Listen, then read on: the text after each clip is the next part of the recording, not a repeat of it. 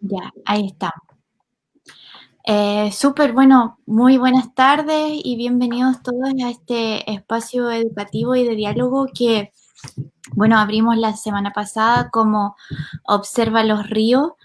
esta segunda sesión de un ciclo de conversatorios constituyentes que planteamos como energía autónoma y autoconvocada para generar debate en torno a este proceso desde todas las aristas que corresponden y que realmente son varias en realidad. Y bueno, para nosotros por lo menos es importante ampliar y tener en cuenta que este debate no solamente le corresponde al área legal o a los abogados como desde esa arista, sino que es un debate que se tiene que dar entre todos y de todas las áreas de la ciudadanía. También quería hoy día hacer una pequeña como confesión, acotación al proceso que nosotros mismos hemos vivido en esta temática de ir aprendiendo de derechos humanos. Em, Cuando planteamos, por ejemplo, la temática de hoy día, nos dimos cuenta que se podía abordar desde muchas aristas y claro, y así mismo es la reflexión en general. Entonces, que quería dejar eso puesto sobre la mesa porque más que un objetivo propositivo, este espacio tiene un objetivo de reflexión, de debate, de irle dando vueltas a las ideas y de irlas madurando en camino a este proceso constituyente. Estas conversaciones obviamente son largas y de largo plazo, pero hoy día quisimos hacer la sesión a propósito del Día Internacional de Desapariciones Forzadas, que fue el 30 de agosto, el día domingo, y reflexionar en torno a los responsables de perpetrar estas desapariciones, por lo menos en nuestro país, y reflexionando también en torno a esa relación muy tensa que existe entre la sociedad civil chilena y estas instituciones, hablo específicamente del Ejército y de Carabineros de Chile. Le doy el paso a Connie.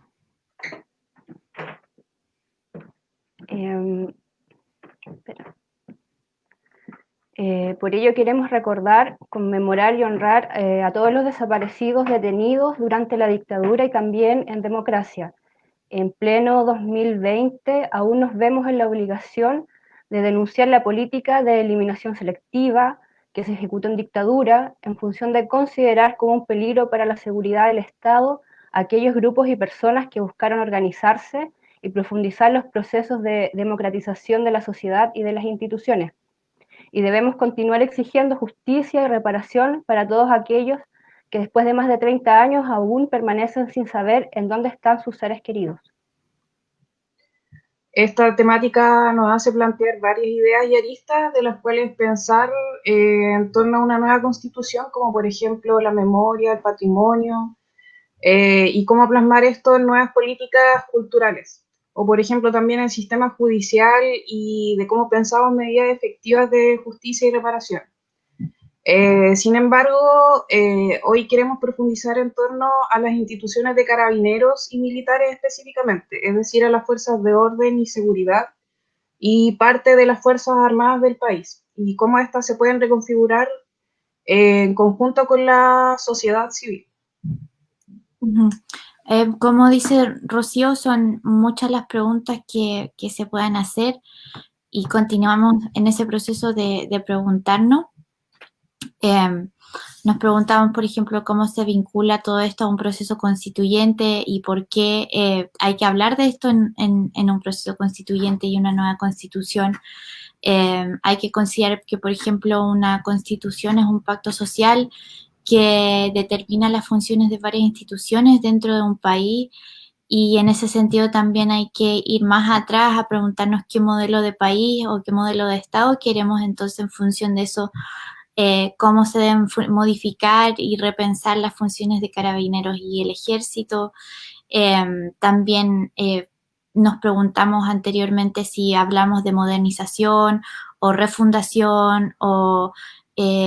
sea, hay un montón de ideas que se le pueden dar vuelta en esta temática. Así que nada, esto y otras cosas, ojalá no sé si no, obviamente no nos va a dar todo el tiempo porque es muy, muy amplio, pero tenemos a 3 personas para conversar en torno a esto. Parto presentando a Constanza de la Fuente, abogada del Instituto Nacional de Derechos Humanos, INDH de acá de Los Ríos,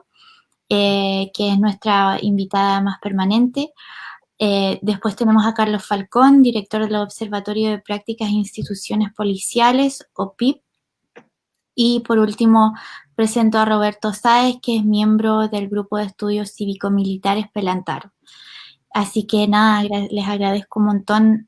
su disposición a estar aquí con nosotros hoy día y responder todas las preguntas que podamos tener. También invitamos a quienes nos estén escuchando a plantear preguntas a nuestros invitados.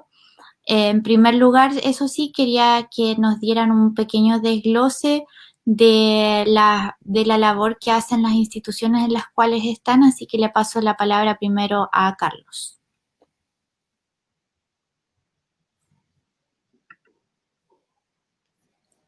Está silenciado, Carlos.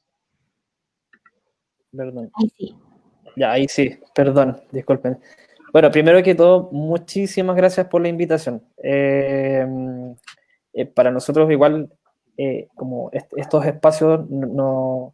son espacios donde nosotros queramos, digamos, imponer alguna verdad, sino que precisamente la vocación de nuestra organización es promover debate, y donde haya debate, digamos, y diferentes ideas, ahí nosotros queremos ser útiles. Así que agradecidos de que nos puedan dar la oportunidad de participar acá. Y yendo a lo que me preguntan respecto a la organización, bueno, nosotros que nace hace 2 años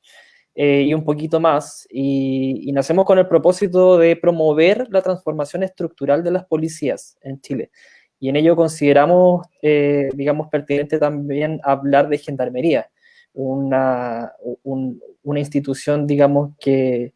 en términos estrictos, digamos, no es una policía, ¿no? Pero sí también como agente del Estado, digamos, o como institución, digamos, garante de resguardar a las personas que están privadas de libertad, ha cometido muchos actos y vulneraciones atentatorios a los derechos humanos. Así que eso, en general nosotros trabajamos desde distintos tipos de incidencias. Nos mueve también promover una deselitización del debate de los derechos humanos, porque hasta cierto punto hemos sentido que en esta conversación participan personas, un mundo social, digamos, que de cierta forma ha sido privilegiado por cierto capital cultural, y nuestra vocación también es poder integrar o trabajar con comunidades que estén en contacto con la actividad policial y también con víctimas, para que, digamos, en la sinergia que se pueda producir entre las investigaciones que nosotros trabajamos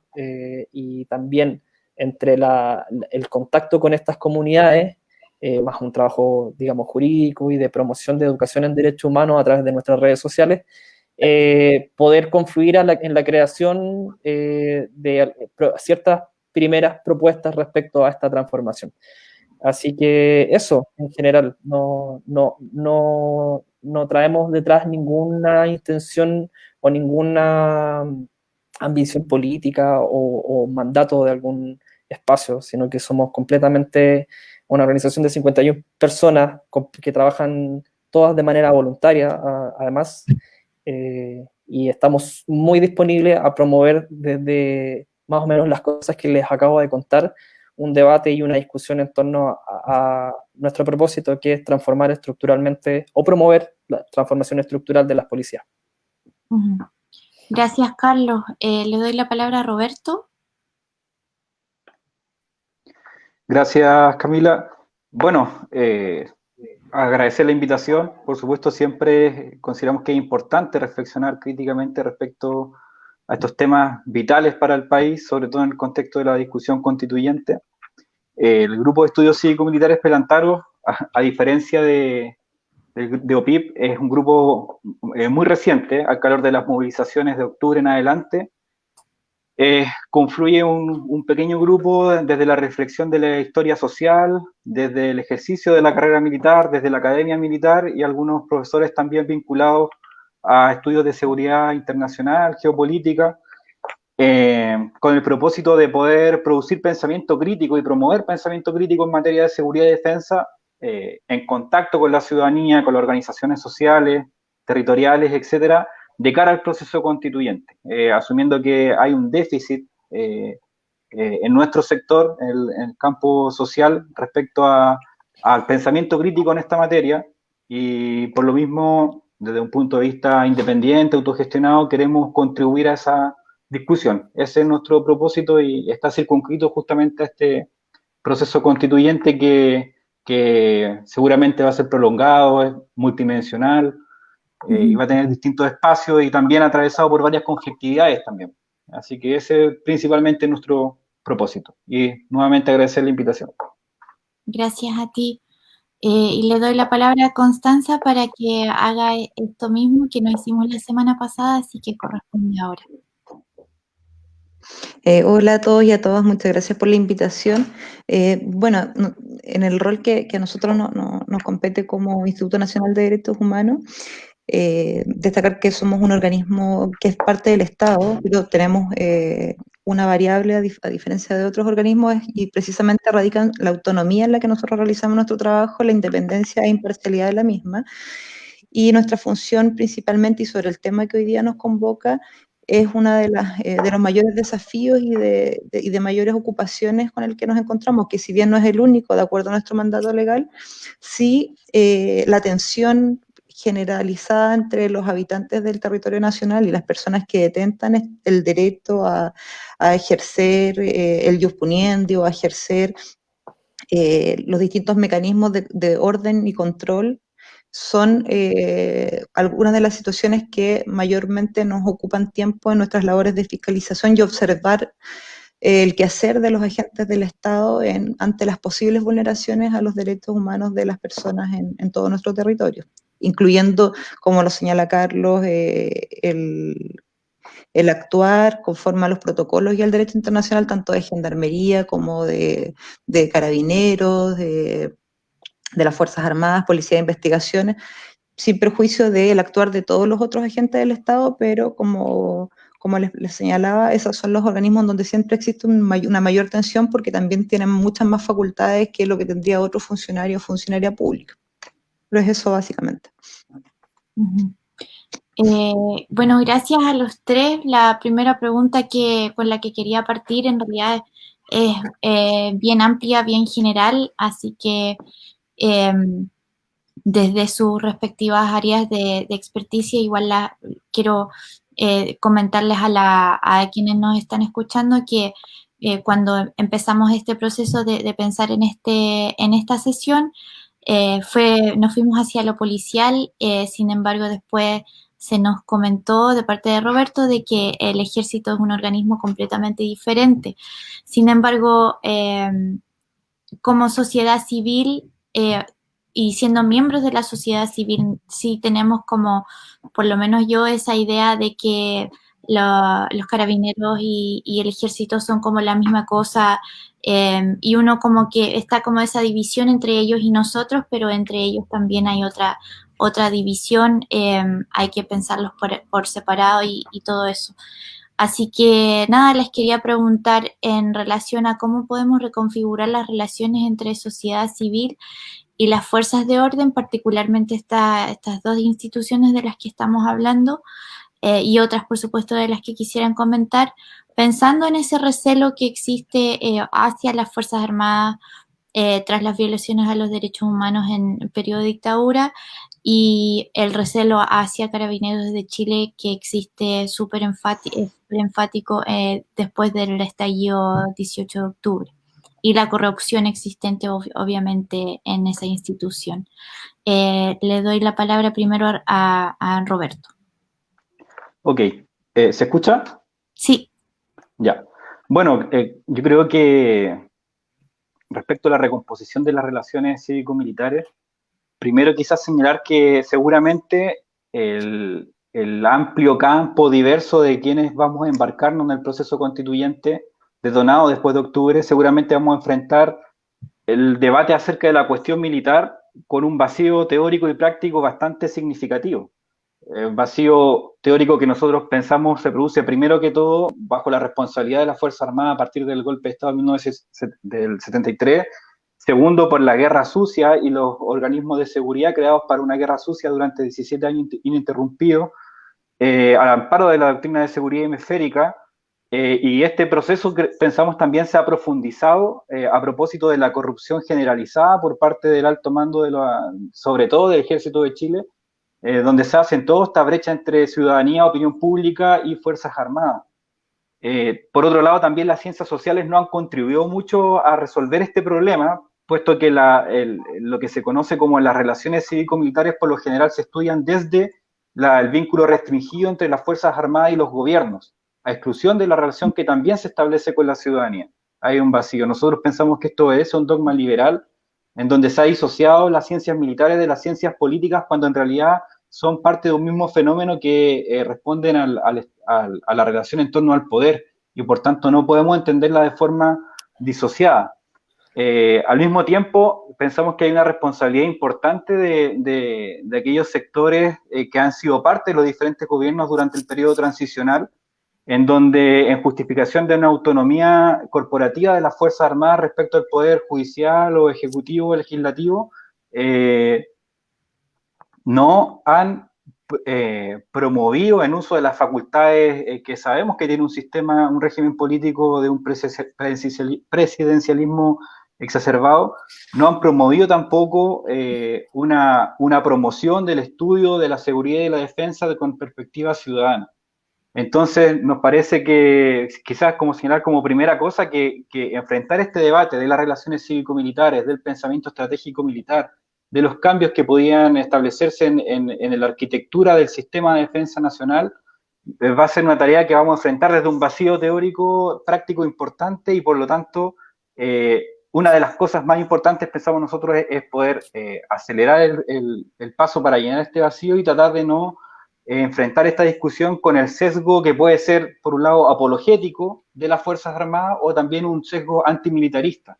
Entonces, de ahí la necesidad de establecer esta discusión. Quizás solo como para mencionar en general solo los títulos, nosotros pensamos que esta discusión primero hay que reivindicar el aspecto integral de esta reflexión que tenemos que generar como sociedad, y ahí por lo menos pensamos que la discusión se puede dar en tres grandes planos, desde el punto de vista del debate jurídico constitucional, desde el debate del pensamiento estratégico o la elaboración política estratégica y desde el aspecto doctrinario, donde finalmente se materializan todos los cambios en el ámbito del diseño institucional, justicia militar, educación militar, relaciones cívico-militares, etcétera, que posiblemente de ahí vamos a profundizar un poco más.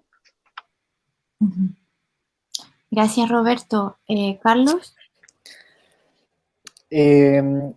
A mí me gustaría plantear quizás la respuesta o intentar responder eso porque considero que es una pregunta enorme, como sí. de poder como bajar ciertas cosas. Y yo bajaría dos conceptos, que es reparación y autonomía. Y explico muy, muy brevemente a qué me refiero. Que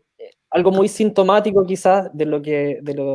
acaba de ocurrir, de hecho, cuando tú nos comentaste esta no disociación entre fuerzas militares, digamos, y fuerzas de orden, ¿no? De control de orden público, persecución del delito, qué sé yo, es que también tenemos una herencia, y estas organizaciones, digamos, tienen aún esa herencia de ser enclaves dictatoriales. Recordemos que recién en el 2011, por ejemplo, Carabineros de Chile deja de ser parte o depender del Ministerio de Defensa, y recién pasa al Ministerio del Interior. Y cuando me refiero en autonomía, es que en el devenir desde la dictadura cívico-militar hasta hoy en día, probablemente una de las únicas personas a las que ha respondido el mando policial de Carabineros ha sido al dictador Augusto Pinochet y no a fuerzas civiles realmente. Y esto queda expresado, digamos, en las distintas disputas, primero, que han tenido internamente Carabineros y que han quedado expuestas luego de las crisis que ha vivido esta institución en los últimos años, y un sinfín de no respuestas, digamos, al poder civil, que en este caso recae en el ministro del Interior, ¿no? Y seguimos, digamos, siendo la sociedad civil la que está empujando, digamos, la búsqueda y aquí paso al segundo concepto de reparación, que creo que es la clave para poder reinaugurar ese pacto con nuestras fuerzas de orden y seguridad, es la clave, ¿no? O sea, y nos pasó cuando como organización nos tocó ir a representar nuestro trabajo y algunos casos a la Comisión de Derechos Humanos de la Cámara de Diputados el año pasado, de que, digamos, no había una plena conciencia de qué es lo que pasaba en la sociedad y por qué estaba tan enojada. Y eso era más o menos como al primer mes recién del estallido o de la revuelta social. Entonces, muchas de las preguntas de repente que hay en cierta élite, ¿no?, respecto a qué es lo que ocurre con las personas, pasa muchas veces por la rabia. Yo y muchas personas, creo, quizás de las que estamos acá también, hemos estado en manifestaciones o en contextos de protesta social y de repente, claro, las exigencias del gobierno, de las autoridades civiles es que hagamos nuestra protesta o nuestros reclamos a través de un formulario y por una ventanilla, prácticamente, por ponerlo en una caricatura, siendo en condiciones de que hay tanta rabia o tanto descontento acumulado y que mucho de esa rabia y descontento acumulado tiene que ver con años de abusos, de violaciones reiteradas, de racismo institucional y de, sobre todo, un no reconocimiento por parte del Estado para con las víctimas de violencia policial. Y que solamente durante el periodo de la revuelta social queda expuesto. Pero para nosotros y el trabajo que nosotros hemos realizado desde nuestra área de investigación al menos, es que, y creo que es una de nuestras tesis, que la violencia policial no son casos puntuales. Hay una recurrencia histórica, al menos de los últimos 30 años de la violencia, y que eso ha conllevado una acumulación de personas vulneradas en sus derechos que no han sido primero reconocidos como víctimas de la violencia del Estado y mucho menos han sido acompañados de manera estructural a través de una política pública en un proceso de reparación. Nosotros somos conscientes y tenemos contacto con muchas personas que han sido víctimas, no solo desde el 18 de octubre, sino desde hace mucho tiempo atrás, en donde sus condiciones de salud mental, solamente por poner una dimensión de análisis, es de completo abandono por parte del Estado y no pudiendo tampoco sustentar esos procesos de reparación, al menos en términos psicológicos, de manera, o financiarlo, ¿no?, las mismas personas. Y cuando hablamos de reparación también hablamos de justicia, ¿no?, de que las personas, y creo que ese es el segundo punto, digamos, que potencia esta rabia, digamos, y que hace, digamos, pensar en muchas personas, muchos analistas o expertos, de que podría eventualmente venir un segundo estallido social, de que las personas sienten una rabia acumulada contra la institución, en este caso de Carabineros, en donde se ve o se constata, digamos, y que puede ser para algunos una sobrerepresentación, a ojos nuestros no, de que existe una impunidad por parte de los agentes policiales que han abusado de personas, en condiciones o en circunstancias de que eso efectivamente es así. Muchas veces son removidos o son manteniendo, digamos, ciertos privilegios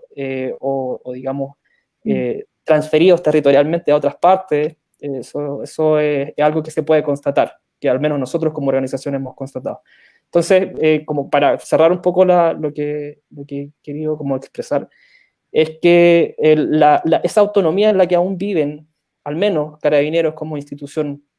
y esta falta de reconocimiento por parte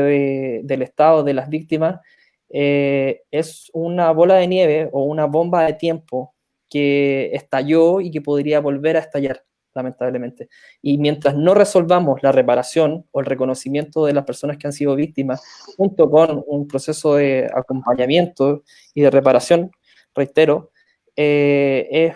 muy difícil que podamos restablecer que algunas personas o algunos sectores han llamado una paz social, ¿no? Y que tiene que ver mucho con nuestras fuerzas de orden. Gracias, Carlos. Le doy la palabra a Constanza. Profundizando en lo policial, observamos que después del 18 de octubre hay una masificación de organizaciones observadoras de derechos humanos. Dentro de las principales funciones, estas tienen por objetivo velar porque la actuación de los agentes de Estado se ajuste a derecho. Por lo menos es la respuesta tipo que tenemos nosotros al momento de ser consultados o incluso interpelados por la ciudadanía cuando estamos en la calle haciendo nuestra labor. Esta pregunta va dirigida principalmente a Constanza de INDH. ¿Qué significa, qué implica que los agentes de Estado se ajusten a derecho y cuáles son estos protocolos que son los que tienen que seguir? Bueno, acá hay una situación que quisiera como separar de lo que es el comportamiento usual de las policías en los contextos de manifestaciones públicas y lo que vimos a partir del 18 de octubre. Sin duda que la exacerbación en la forma y en el modo de resguardar el orden público es totalmente distinta. Sin ir más lejos, las manifestaciones que nosotros observábamos pre-18 de octubre habían situaciones específicas y más bien esporádicas de vulneraciones de derechos a personas, que sin duda habían, pero eran mucho más distanciadas en el tiempo. Sin embargo, el 18 de octubre en adelante, al menos, o 19, que acá Valdivia empezaron las manifestaciones el 19, fue una explosión de violencia muy, muy impactante y de mucha de no cumplimiento de los protocolos. O sea, cuestiones tan sencillas como dar aviso por altoparlante que se va a disuadir una manifestación, en donde lo que plantean los protocolos y por qué se hace eso es precisamente para que si existen personas que están en alguna situación de discapacidad o adultos mayores o niñas y adolescentes y puedan retirarse de esta manifestación antes del uso de la fuerza, y de esta forma protegerlo. Ese es como el espíritu que tiene a dar aviso o dialogar con los organizadores, que hay un montón de situaciones que contemplan los protocolos de Carabineros. Y esto, en definitiva, no se cumple, y nosotros veíamos cómo todos los días y cualquier manifestación, fuera pacífica o no pacífica, era reprimida con mucha fuerza y sin cumplir con ese aviso previo para que las personas que tal vez, no sé, que estaban con niños o niñas y querían poder evitar que sus hijos o hijas vieran esta situación de violencia o que vieran o se vieran afectados por el agua del carro lanzagua o por el gas, que es altamente nocivo para las personas y en especial para los más pequeños, no ocurría. Entonces, ahí uno va como reflexionando en cómo se va generando de forma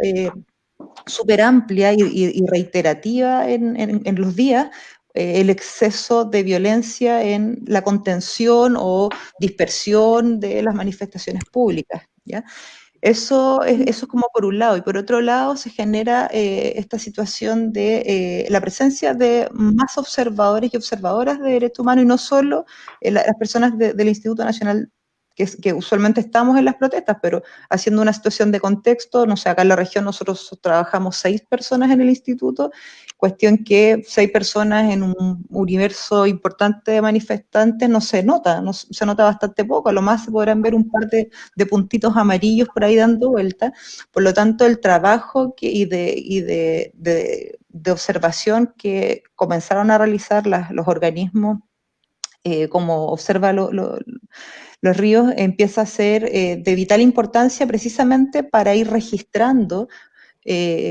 lo que está ocurriendo, ¿ya? Porque lo que yo les planteaba la vez pasada que conversábamos, todas las personas podemos y debiéramos propender a ser defensores y defensoras de derechos humanos en cualquier contexto, y por lo tanto no se requiere una habilitación legal para que una persona pueda observar, registrar, preguntar a un carabinero cuál es su nombre, poder registrar una patente, poder levantar el nombre de una persona que está siendo detenida. Eso es una situación que no requiere de como el planteo de una habilitación especial o de ostentar algún cargo, ¿ya?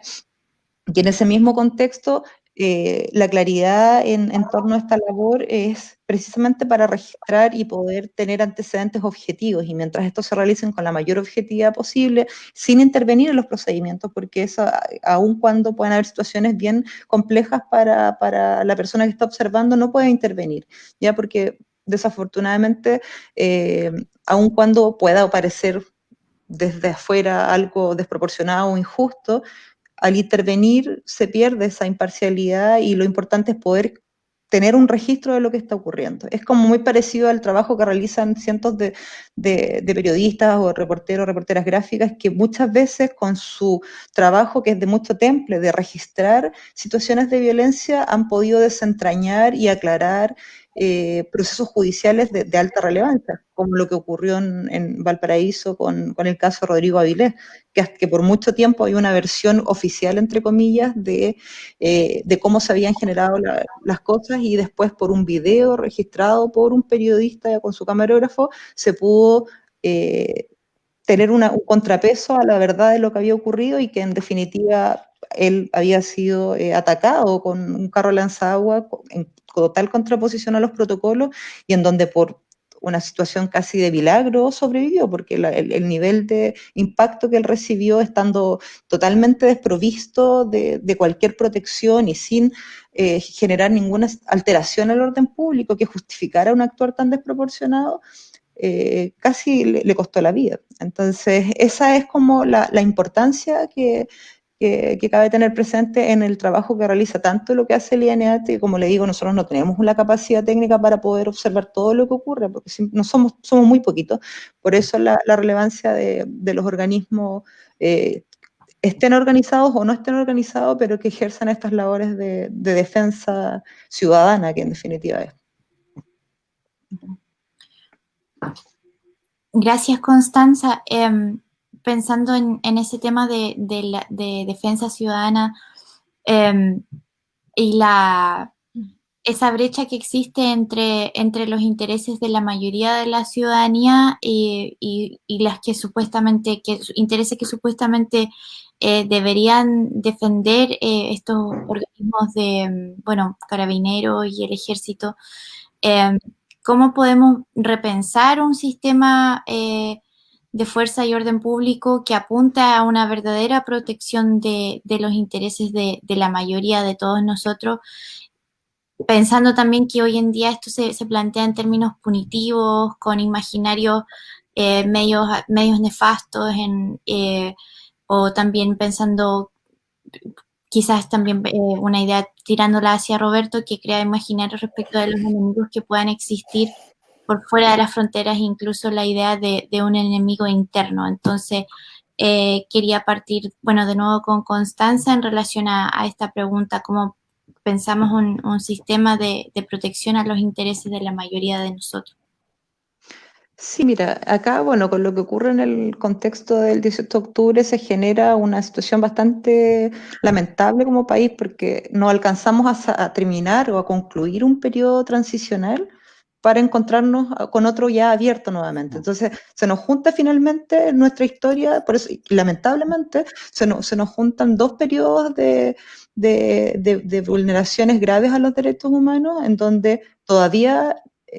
no se encuentran a las personas desaparecidas, todavía quedan personas sin tener justicia,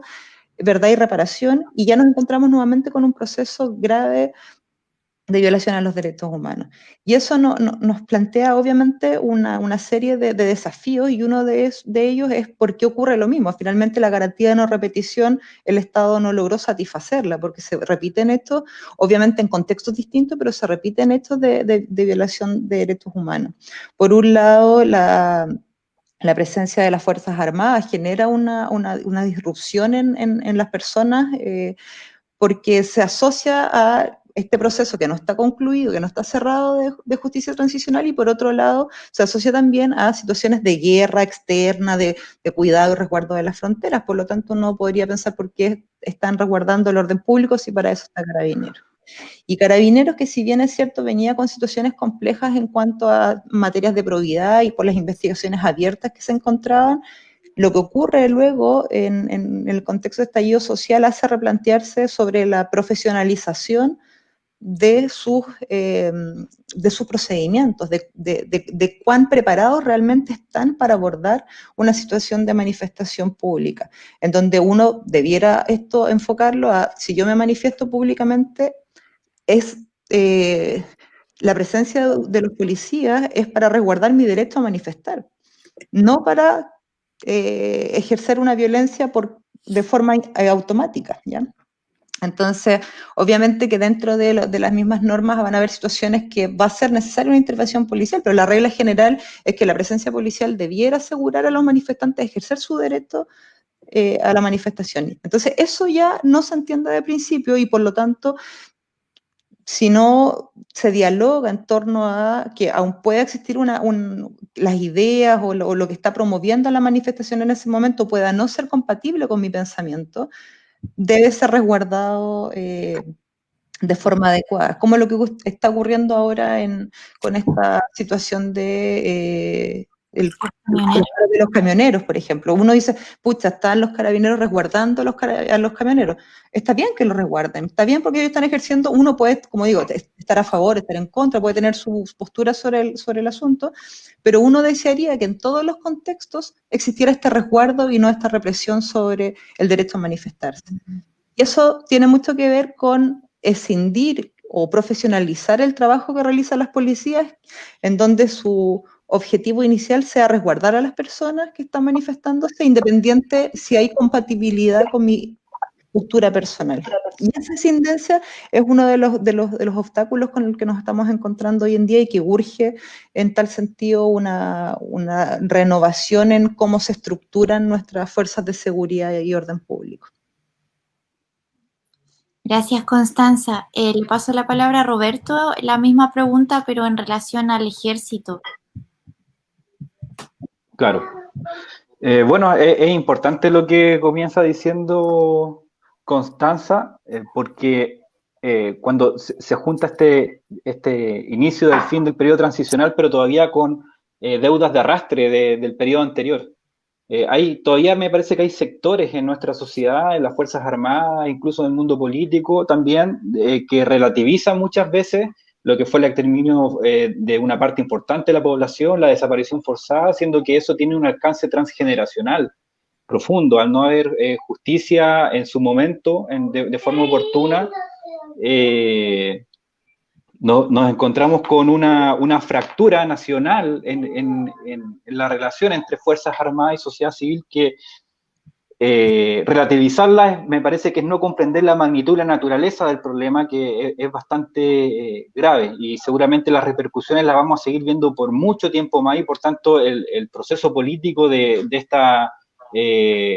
establecer nuevamente vínculos entre Fuerzas Armadas y sociedad civil va a ser un camino muy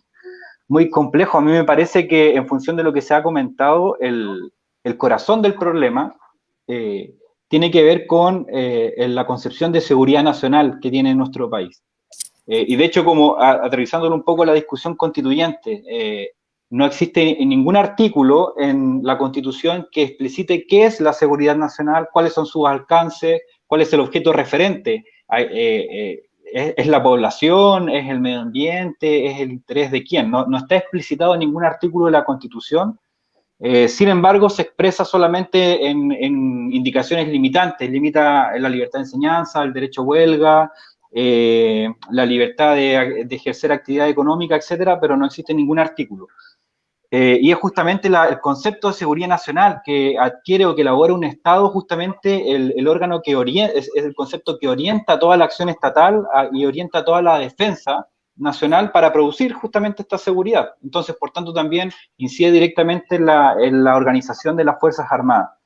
Por lo tanto, me parece que uno de los desafíos más importantes va a ser repensar, redefinir la conceptualización de seguridad nacional en la nueva Constitución, que nos parece que debiese ser, en primer lugar, estrictamente coherente y correspondiente a los nuevos valores e idearios que emanarán de la nueva Constitución, y debiesen también explicitarse cuál es su objeto referente, y garantizar que sea en función de la corresponsabilidad entre civiles y militares el cumplimiento de la defensa de la patria, que esto me parece esencial porque junto con que no existe una conceptualización explícita, y de hecho hay una reflexión muy interesante que hace Jaime Guzmán en un texto que escribe que, titulado Seguridad Nacional y la Constitución de 1980, donde explicita que justamente este vacío de argumento permite armar una arquitectura de seguridad en virtud de los intereses de la libertad individual y contra la amenaza soviética en ese contexto, etc. Pero junto con esa indefinición también las Fuerzas Armadas tienen un capítulo especial, las Fuerzas Armadas y de Orden, el capítulo 11, y eso las constituye como lo que se denomina como un poder de seguridad, es decir, pone en el mismo nivel al poder ejecutivo, al poder legislativo, al poder judicial y a las Fuerzas Armadas. Y eso nos parece sumamente grave y justamente esa es la causa básica de la autonomía corporativa de las Fuerzas Armadas respecto a los otros poderes del Estado. Siendo que debiese, si es que estamos como en esa lógica de los poderes del Estado y los capítulos, debiese existir un capítulo, un apartado importante en el cual se aborde la seguridad y la defensa nacional. Y ahí explicitar qué vamos a entender por seguridad nacional. Segundo, garantizar que es la institucionalidad civil de la defensa la que tiene la supremacía sobre las instituciones armadas, porque finalmente las instituciones armadas son instituciones instrumentos de la defensa nacional, y de hecho no son las únicas, entonces no pueden tener un rango constitucional de ese nivel.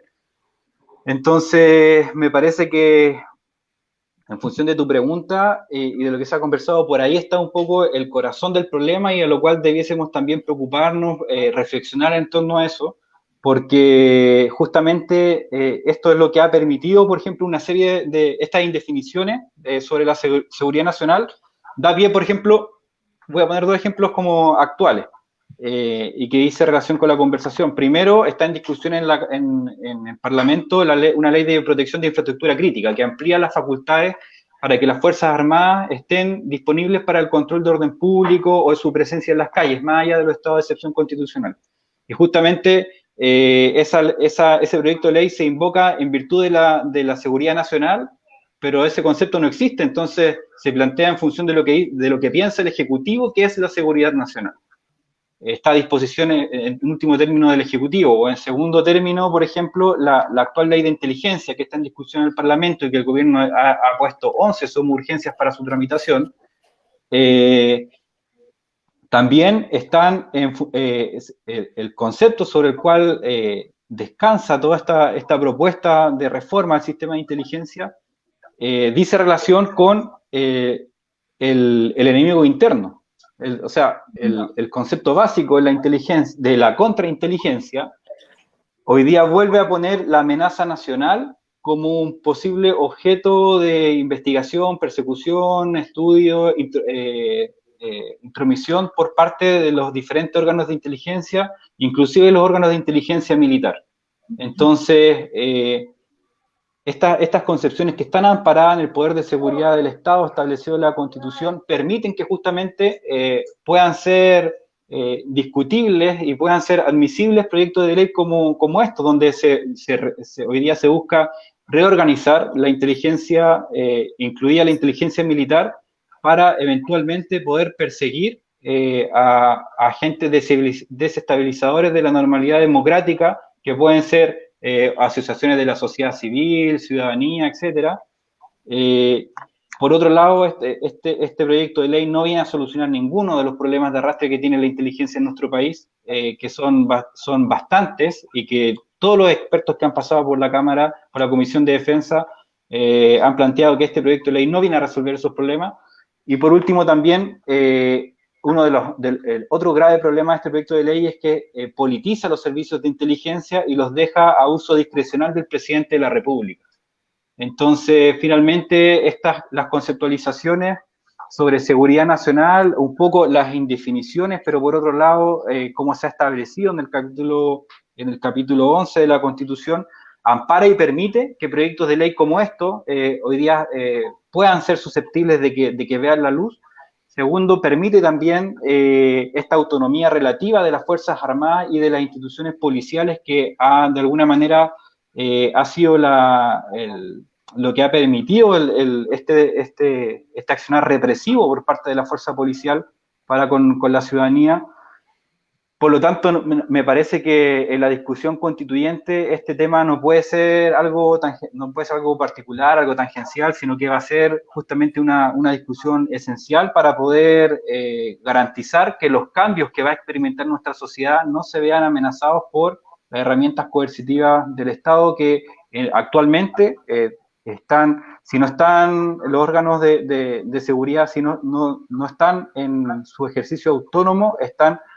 bajo la alta discrecionalidad del Poder Ejecutivo. Y eso me parece que al no tener contrapeso, evidentemente representa severos riesgos para la ciudadanía. Gracias, Roberto. Es súper interesante eso que planteas en torno al tema de seguridad nacional y conceptualizar bien en este proceso de qué se trata y desde un punto de vista quizás un poco más en cuanto a ideales y valores que también en torno a lo cual lo pensamos. Carlos, te hago la misma pregunta a ti. A ver, yo podría dar un poco más la visión, quizás reforzando la idea de autonomía que les comentaba al principio, pensando en cierto modo de que hemos constatado de repente de lo que se aprende en la escuela de carabineros se olvida en la comisaría, por decirlo de alguna forma. El principal problema que existe con la autonomía, digamos, es que primero, ¿quién o cómo se definen los protocolos de acción policial para el control del orden público, ¿no? Algo que, digamos, o los procesos que se han llevado y que han intentado incluir a la ciudadanía o a organizaciones como el INDH han sido incompletos, deficientes, por decirlo también. Y eso abre la perspectiva de cómo podemos abrir o cómo podemos encontrar una abrelata que pueda permitir pensar a nuevas policías en general o una nueva forma de ver la acción policial. Y en muchos espacios se ha hablado de policías comunitarias, de una policía que pueda entender más la necesidad territorial de su acción que a su vez las necesidades políticas de un gobierno de turno que pueda definir una estrategia de más carabineros, más recursos para el control del orden público, pero no mejor planificación de esos mismos recursos. Entonces, yo creo que por ahí están las pistas. Es muy difícil que yo o cualquiera hoy en día pueda dar como los grandes pilares, digamos, o las soluciones concretas para poder construir una nueva policía nueva. Y sin embargo, o sea, y aún así también es fundamental o sea, mantener, digamos, la búsqueda de poder, o sea, la búsqueda de justicia, de reparación y garantías de no repetición, digamos, de las acciones de abuso, de violaciones de derechos humanos cometidas por las policías, pero también es importante pensar, digamos, y también considerando lo que viene con el proceso constituyente, en pensar en una acción mucho más general, ¿no? De abrir esta institución al menos de Carabineros, que está cerrada, no solo para efectos de cómo ellos deciden ciertas acciones,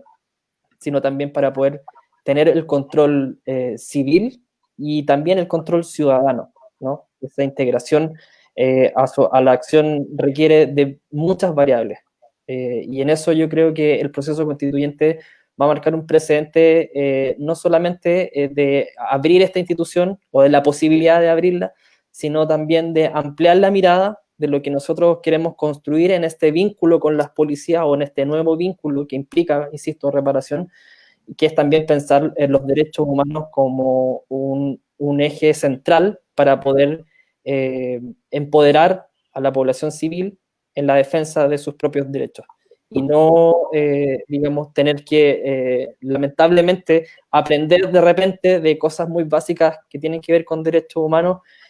a través de contingencias, ¿no? De que sean las contingencias las que nos obliguen a tener que hacer ese empoderamiento y que el Estado tenga un rol real de educar en derechos humanos y que eso al mismo tiempo se complemente con un proceso constituyente, participativo, ciudadano, y con una institución de carabineros que tenga la voluntad política de querer abrirse, de querer ser fiscalizada, y de que nosotros, digamos, como ciudadanos, y como bien decía Constanza, que no necesitamos estar organizados a través de una personalidad jurídica, ni mucho menos, ejerzamos ese rol, no solamente en un contexto de protesta social, sino en todos, en donde la acción policial está presente.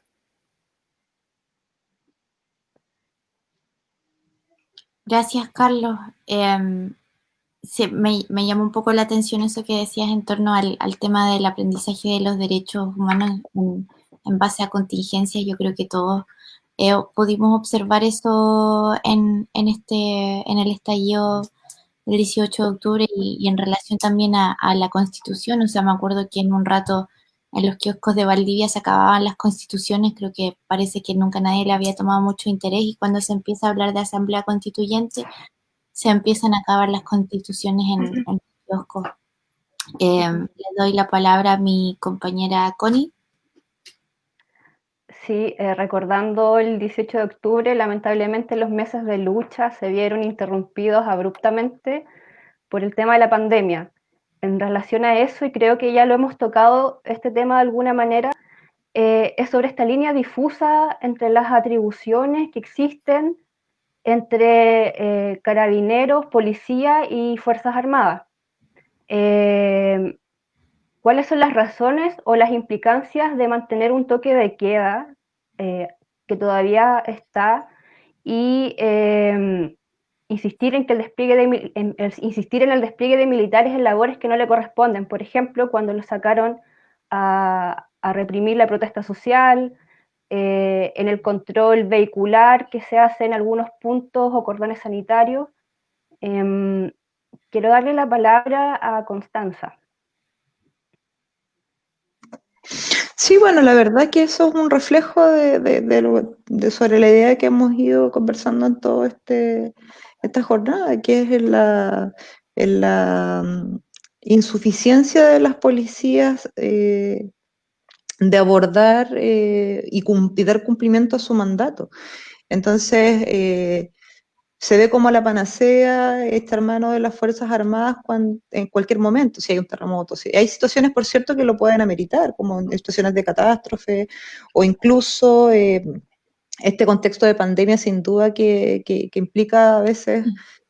situaciones de mayor resguardo en los cordones sanitarios, que se pueden generar problemas de corte de salud pública. Sin embargo, no debiera ser esa la línea, debiera bastar con las policías que así están referidas en nuestro mandato, pero ahí también se genera esta ruptura de la confianza y del respeto a esta institucionalidad, y esa ruptura en definitiva nos hace permanentemente estar viendo que se acude o se pide este auxilio a las Fuerzas Armadas para realizar labores que no son parte de su mandato, y ahí vienen otras situaciones también complejas, porque una que además de que no debiera ser así, pero además no tienen la preparación formal para aquello. Las personas que, los ejércitos, ya sea las Fuerzas Armadas, tienen otras atribuciones y tienen otros entrenamientos, están enfocados a capturar prisioneros, están capturados con la lógica de intervención en una guerra, no en la lógica de tratar con civiles, en un contexto en donde no hay una guerra. Entonces, eso va generando distorsiones de nuestro sistema de orden y de seguridad pública, precisamente por la insuficiencia de nuestras propias policías, que simplemente no han estado acorde a los requerimientos de nuestra sociedad.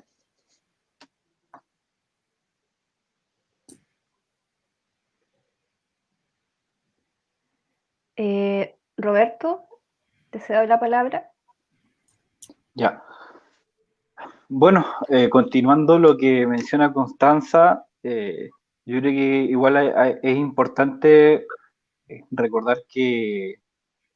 que, por ejemplo, las leyes sobre el estado de excepción constitucional son del periodo de dictadura.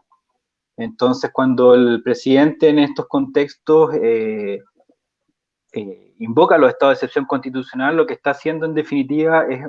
descansar o delegar parte de sus facultades, puede ser una parte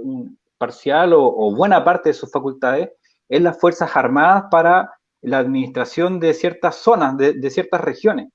Y eso es complejo porque, por ejemplo, en una catástrofe sanitaria, en realidad, quizás el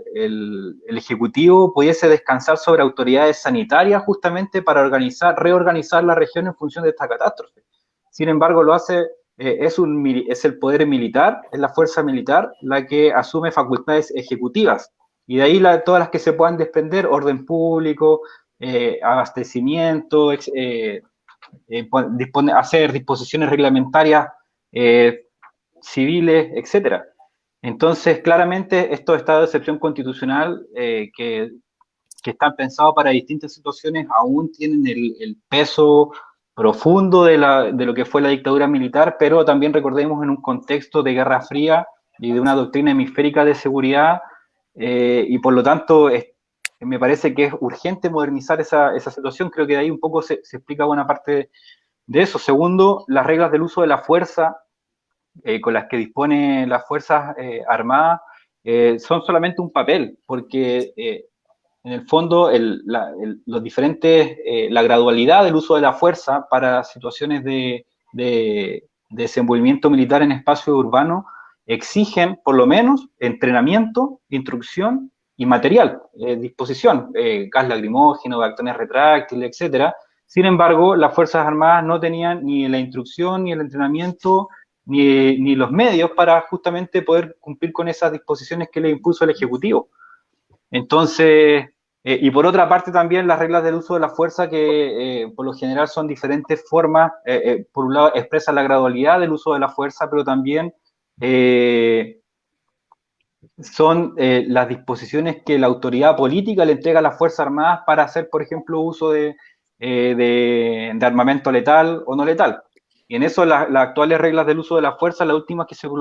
publicaron, eximen de total responsabilidad política al Ejecutivo respecto a lo que pueda ocurrir al momento de utilizar la fuerza. Entonces también me parece que respecto a la institucionalidad y las reglas que existen hoy día para esto, existe por un lado una falta de comprensión política por parte del Ejecutivo, aunque en realidad a esta altura el escepticismo es lo que prima al momento de observar el comportamiento del Ejecutivo en estas materias, pero yo creo que resulta fundamental que aparte de hacer todas las transformaciones legales que se tengan que hacer para cambiar estas situaciones, que las responsabilidades políticas también tengan que manifestarse y tengan que de alguna forma pagarse también en su debido momento. Hasta el momento eso no ha sido así y creo que es importante que la ciudadanía de forma activa también pueda poner ojo en esa situación. Me parece que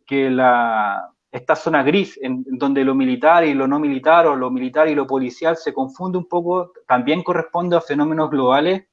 en el pensamiento estratégico militar,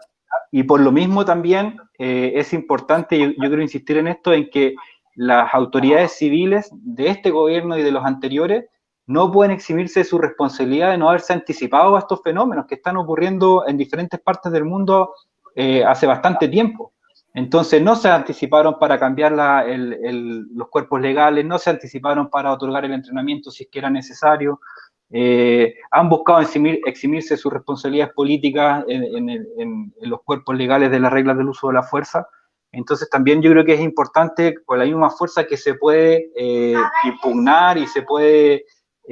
poner en tela de juicio la acción de las fuerzas policiales y militares, con la misma fuerza creo que también es importante poner en tela de juicio la responsabilidad de las autoridades civiles, de los dos signos políticos que han gobernado la transición, respecto a su responsabilidad en esta materia.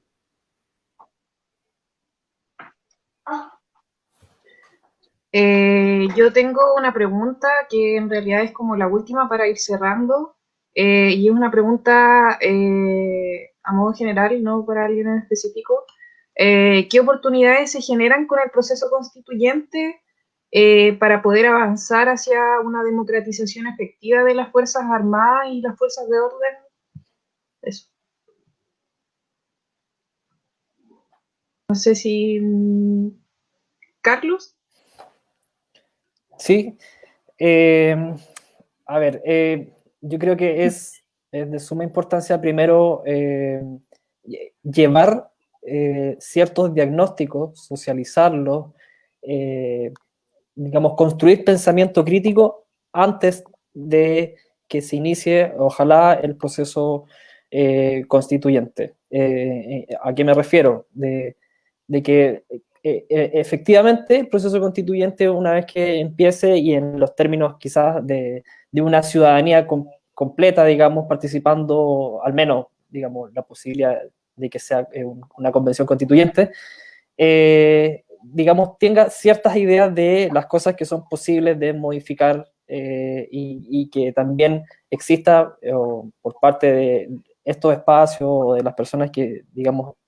normalmente pueden ser más escuchadas, una administración de las expectativas respecto a este proceso. Entonces, creo que hay que ponderar súper bien el hecho de que, claro, hay muchas cosas que organizaciones como las que estamos presentes acá, digamos, más o menos promovemos respecto a cosas o posibles cambios o nuevas formas, nuevos pactos con las instituciones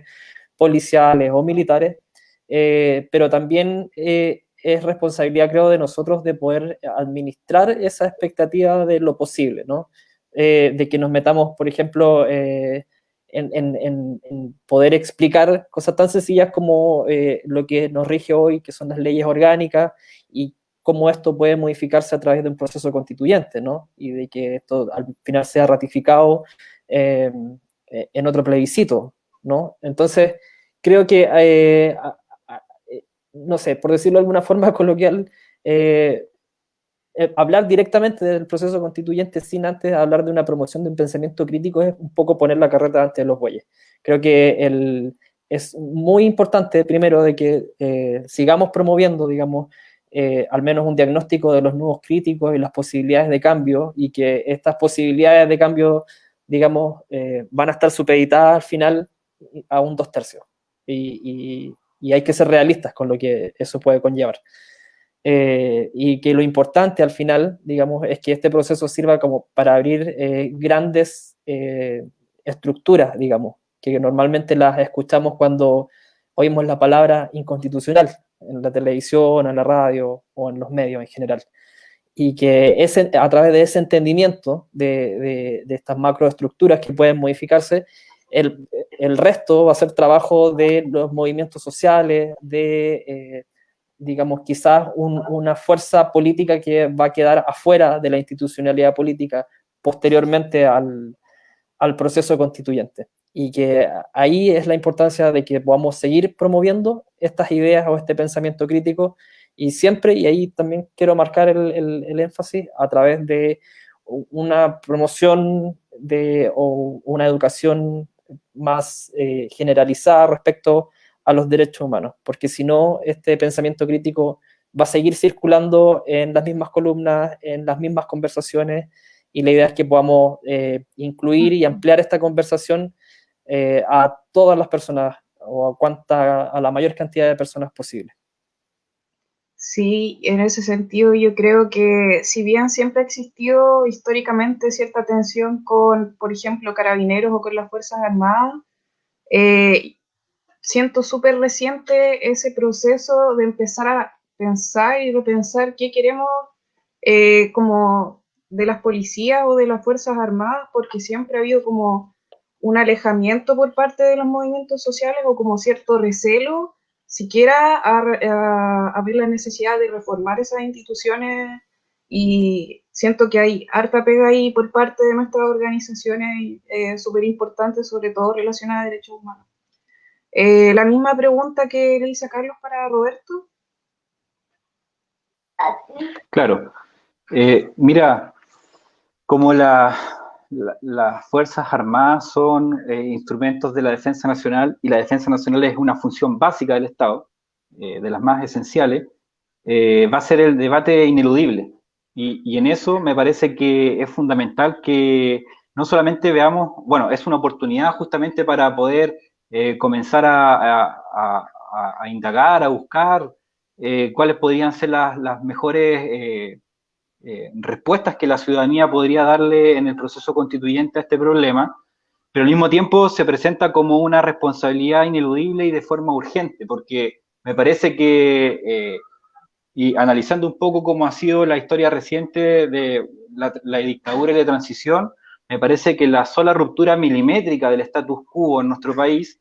va a revolucionar completamente la naturaleza de las amenazas que se puedan cernir sobre nuestra integridad nacional. Hasta el momento, desde la Subsecretaría de Defensa se suele analizar cuáles son las hipótesis de conflicto, cuáles son las amenazas para Chile, etcétera, que básicamente son hipótesis clásicas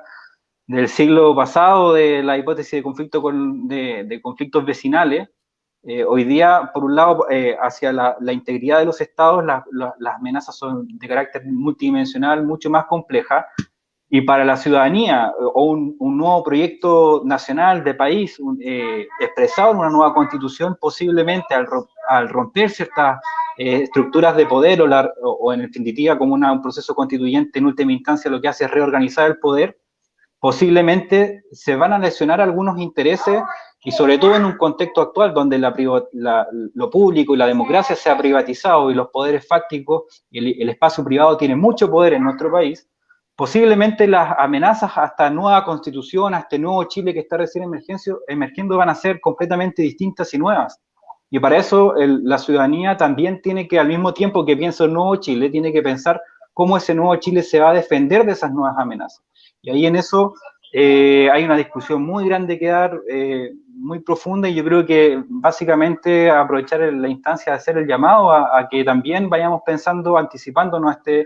a este problema que también se nos va a presentar. Las sociedades son complejas, están atravesadas por conflictividades. A mí me parece que este proceso constituyente muy probablemente va a ser un proceso prolongado, no se va a restringir exclusivamente a una asamblea cívica, sino que también va a tener expresiones populares, amplias, diversas, y sobre todo yo creo que va a estar atravesado por conflictividades, pues obviamente en última instancia un proceso constituyente es una pugna entre clases, intereses, actores nacionales y extranjeros por la redefinición del carácter del Estado. Entonces es una discusión bastante crítica, bastante importante. Y en eso va a ser la defensa nacional. Es importante que, si bien tenemos que continuar en el camino de la búsqueda de justicia y de reparación, aunque sabemos que la justicia cuando llega tarde ya no lo es, ya no es justa, pero aún así hay que continuar en esa senda, pero al mismo tiempo debemos también preocuparnos de repensar la seguridad y la defensa nacional en virtud de poder justamente defender los intereses, los valores que van a estar expresados, esperamos nosotros desde una perspectiva ciudadana y popular en la nueva Constitución. Constanza.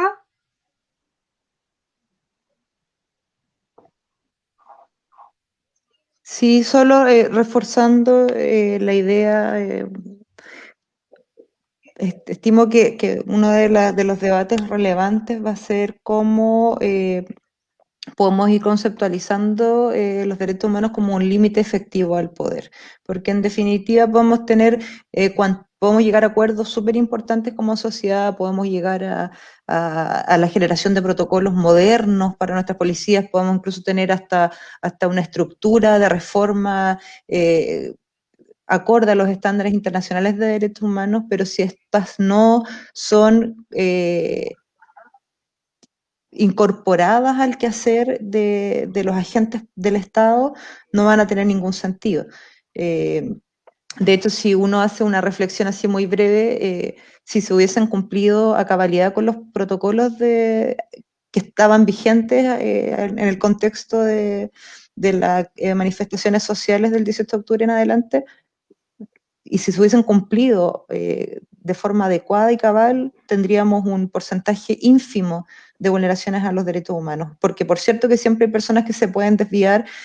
por características personales, pero cuando hay un incumplimiento más bien generalizado o no hay una comprensión de estos acuerdos a los que llega la sociedad de cómo debe generarse las estructuras de resguardo del orden público y no se se plantean como contraposición la seguridad pública versus el derecho a la manifestación, en circunstancias que debiera esto abordarse como situaciones de equilibrio y de derechos que dialogan y no que se contraponen, eso, a mi parecer, tiene mucho que ver con entender a los derechos humanos como un límite a cualquier ejercicio del poder estatal. Y ese debate espero que pueda incorporarse y estar presente en toda la discusión constitucional, no solo en lo que son los derechos, sino que también en cómo se distribuye y se limita el poder. Eso me parece que es lo clave.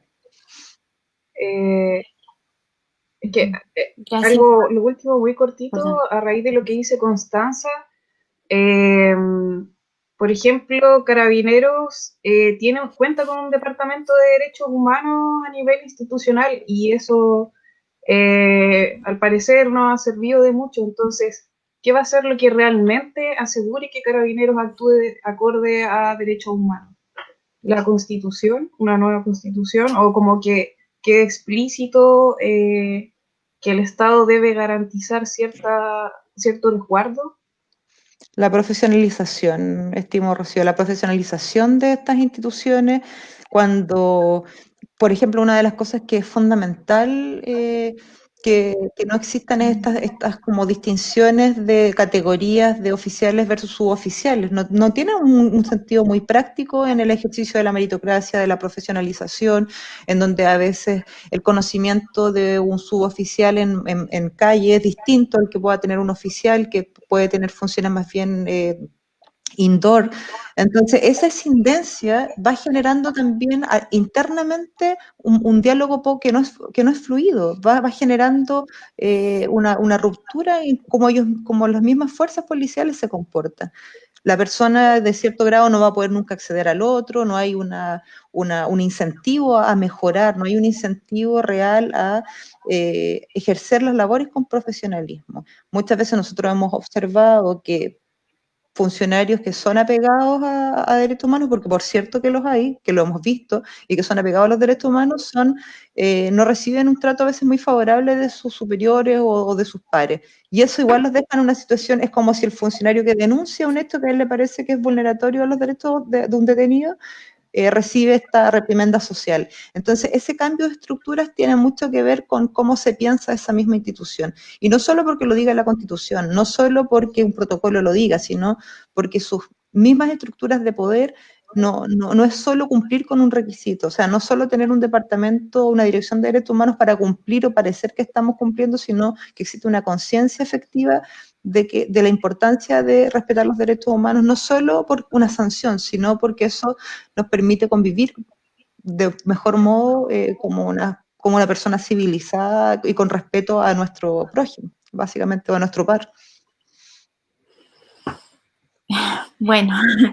me toca a mí. Muchas gracias, Constanza. Me toca ahora dar el cierre a esto que, bueno, en realidad debo decir que personalmente me quedo con un montón de preguntas y un montón de ideas dando vuelta y sin embargo nosotras sí sabíamos que así iba a ser cuando, como les contaba al principio, cuando planteamos esta idea la planteamos desde una arista y se nos hizo un poco más grande. Quisimos igual darle, así que pero sabiendo de que esto es un tema súper, súper grande y que no da obviamente para 1 hora ni 2 horas menos, o sea, de conversación, sino que sería mucho más. Hablamos en términos concretos de, bueno, algunas ideas concretas que tiraron en cuanto a posibles salidas o no salidas, sino que caminos a tomar, reparación en cuanto a Carabineros de Chile, la profesionalización también, cómo se colocan límites efectivos al poder, la definición de seguridad nacional. Y nosotras partimos igual como preguntándonos acerca de cómo definimos el carácter del Estado, sin embargo yo creo que todos hablamos un poquito de cómo dialoga todo esto, cómo dialoga el pasado con el presente, porque estamos en Chile y Chile tiene un pasado súper fuerte con el ejército y con Carabineros de Chile por la dictadura que atravesamos a partir del año 1973. Así que nada, es un debate, una discusión súper fuerte, reflexiones que no sé, que se van a continuar dando. Así que, bueno, en ese sentido, quiero dejar a todos invitados al próximo conversatorio, que va a ser de la temática de mujeres y género. Aún no definimos de qué arista la vamos a tomar, pero para seguir dando cabida a estas reflexiones, a estas ideas, a estas posibles propuestas en realidad que se puedan ir dando en este proceso. Así que, bueno, les agradezco a todos nuestros invitados, a Roberto, a Constanza y a Carlos, y nos vemos el próximo martes.